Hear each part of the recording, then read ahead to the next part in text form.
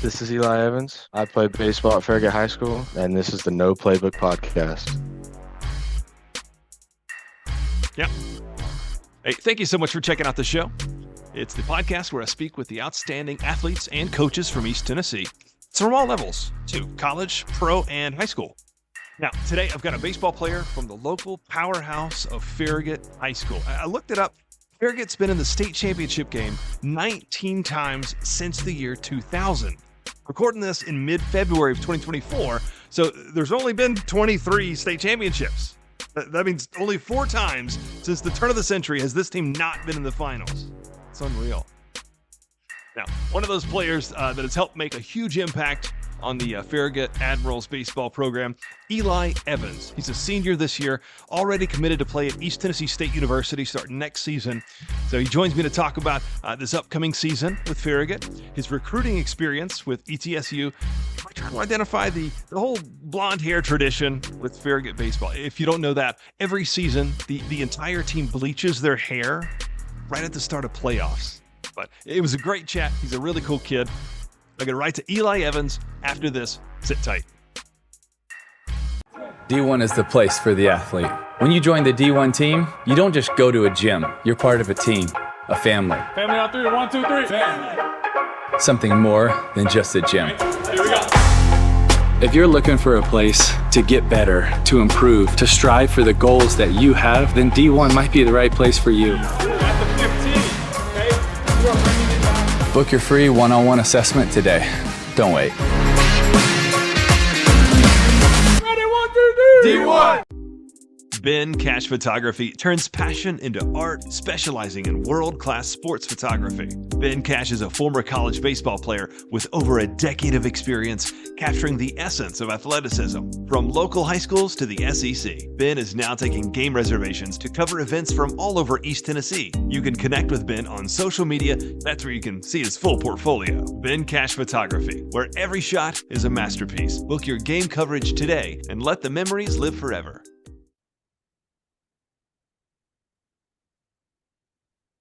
Hey, how you doing?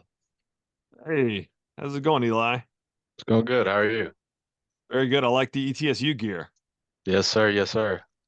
You're just jumping right in, right? Absolutely. How long Absolutely. ago did you commit to them? It was like beginning of my junior year of high school. It's Cool. like right at the beginning. Yeah, it was pretty awesome. That's nice. I've gotten to spend a lot of time up there. We're about to open a D1 in Johnson City. It's pretty close to the university. That's So awesome. yeah, I've been up there doing some stuff and I've gotten to learn more about that area. But I went to a football game, Yeah, and even though like the team stunk this year, but absolutely. still with the stadium being right there on campus, it was such a cool atmosphere and experience. It was still sold out. Oh yeah. Yeah. I mean, I haven't been to a game yet, but I'd love to visit one. Yeah. Um, well, hey, so first up, of course, thank you for joining me. You're about to start. I guess you guys are in practices, what, like a week or two away from starting your senior year? Yeah, we're about to start real practice. We got live ABs coming up next week. First scrimmage the 17th.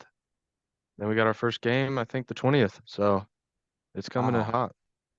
Wait, so you can't start official practices until like a couple weeks before your game? Yeah, I think official practice starts February 14th. Sounds correct? Now, what's the difference between like that and unofficial practice? It's kind of like coaches can actually coordinate stuff, everything. Unofficial is kind of like, just working out. Players kind of do everything. It's more of like an optional thing, I guess you could say. But But not at a place like Farragut, it's probably not super optional. no, not at all. I mean, it's packed every day. Yeah, I bet. Every I day. mean, so much great talent has come in and out. One of the Absolutely. questions I thought for you is who's somebody that you've played with at some point in your career at Farragut that you hmm think is going to play the longest?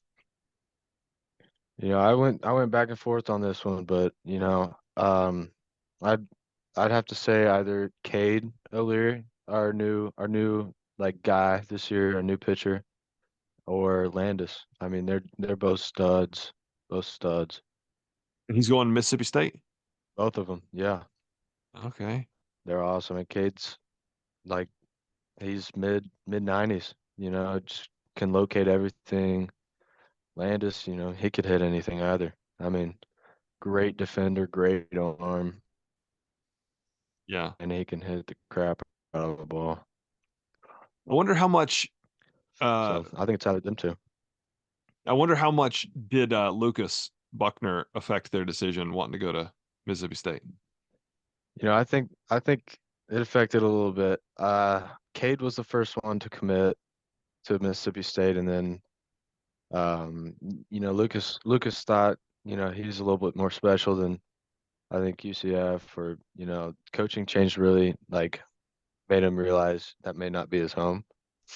So after he got in contact with Mississippi State, he had already like talked to Cade for a while, and then once he committed, I think Landis was like, you know, I want to stick around you for a little bit longer. That's great. I love Yeah. to hear that stuff. And what about your recruiting like experience? Did you get any like cool stories along the way? I mean, there weren't very many cool stories. I my only offer when I committed was ETSU. Um, I committed a little bit early. But you know, I think I made the right decision, staying home. I'm gonna work my butt off trying to play freshman year. That's the plan. I got a bunch of buddies up there already. I got two of my best friends that I've played with growing up going there too. So I think it'll be great. Have you gotten to spend a lot of time up in that area? I haven't yet. I've gone on a few visits, but other than that, I haven't gotten a chance to really take it all in. But I'm Yeah. excited to. There's a place called White Duck Taco just right down the road. White Duck Taco. I I'm gonna like have to to visit that. I like to hit that up. It's actually like uh not encouraging you to take part in this, but it's like it shares business the space with Yeehaw Brewing. Okay. So it's just kind of a fun atmosphere. I'll definitely have to try it out. There you go. There. I thought I lost you for a sec. Yeah. And then Um, oh yeah, but for a sec. but hey, what I've heard about Cootie Brown's is a great one. is that another place up there? Yeah, I've heard it's great. I've heard it's great. Got it. Now would you say like the proximity to home was was that one of the main deciding factors? I would say that was a big one. You know, I've always wanted to stay close to home. Um, I'm definitely what you could call a mama's boy. So, you know, I wouldn't want to move too far away from her. Yeah. I see Mama back there. Is she making dinner? Yeah, she's making some dinner. I have What is no it idea tonight? what's Do on we the know? docket. I have Yeah. no idea. Probably some chicken. There you go. Now, Yeah. again, we are we're about to open a D1 up there that's like really close to campus. And you've got an Yeah. experience at D1. Talk about how working out like extra at a place like that kind of can translate onto the field. You know, I think it's great. I trained with Jake when I was there, Jake and Dev. I think my biggest takeaway there was, you know, my speed training with Jake. That's something I've always struggled with. And, you know, he got me to a place where I really found out the fundamentals and like mechanical side of running. You know, you don't just go out there and run. There's like a science to it. And that's something I was missing. But Jake really helped me, you know, figure it out. And that was really awesome because it helped my game a lot. You know, at the time when Jake was with D1, that's when I was working with Diggs. And he would come out and he like inspected Yeah. the track and was telling me about all the benefits of this particular track. He knows his stuff. Yeah. Yeah. I mean, he's an awesome dude. Awesome dude. And then Devin, you know, he'd get this list together. You know, me, Lucas, Charlie, maybe a bunch of other guys would come in, you know, get a lift in the summer, and it was awesome. I think that Yeah. really like it really helped us, you know, take it to the next level because Now we love getting in the gym. It was kind of like a check the box kind of when we were younger, maybe sophomore year. But now we love it. We love being in there. Absolutely. Now, what's something that I've been asking folks this recently? What's something that you think very few people know about you? It took me a while to figure this out. My mom just reminded me too. When I was younger, I always used to look at the Guinness World Record books, one by one by one, always scrolling through the sports section, and I'd fall asleep reading them just to, you know, kind of have that competitive edge, wanting to have a world record. Did you And ever pick I out one mean, that you were going to focus on? I never did. I always thought, these are all really interesting. I looked at the baseball ones a lot. I'd probably be hitting the farthest home run, but I think that's probably impossible. I remember having fun with that when I was a kid. We would look up and like try to think of silly things like who's jumped on the trampoline the longest or something like that. And then we Yeah. turn that into a night. Yeah, I mean, we used to have a trampoline when I was younger, and we'd always play a bunch of games on there. We put a mini hoop up, you have a dunk contest. That's another one. Yeah. So There used to be a gym in Knoxville called The Rush, I think I and remember that. The Rush had a trampoline basketball section. And it was awesome. It was right when my wife and I got married, and we would go there and like do our workouts, and then we would meet and like end our workout there. It was really cool. Yeah, Now, I mean, it was totally like I could tell like somebody's gonna get badly hurt on this thing. absolutely. Probably well it's why it's gone, but it was fun for the moment. Yeah. Um, hey, nobody's ever explained to me fully the blonde hair thing in the playoffs. You know, I don't really have an explanation for you. This was way before we even got here. When I got here as a freshman, all the seniors were telling me, freshmen and sophomores get their hair cut and they bleach their hairs. So when I was a freshman and sophomore, I just did what they said. I got a haircut. They cut my hair and then they bleached it. You know, I I've been wondering the same thing because it's been around for ages. I feel like every picture of Farragut at State, everyone's got blonde hair. We got to get to the bottom of this, like the whole whatever entomology of this urban legend or this whole ritual. I know. I've been wondering forever, Would Coach know? but I think Coach Buck might know. I'll have to ask him tomorrow and let you know. Because I mean, yeah, I mean, It might I couldn't tell you. that might be the only way to figure this thing out. I mean, we go back to like the Joyce brothers, ask Yeah, them. I mean, it might be before them too. Yeah. Um, I wonder if anybody's ever said no.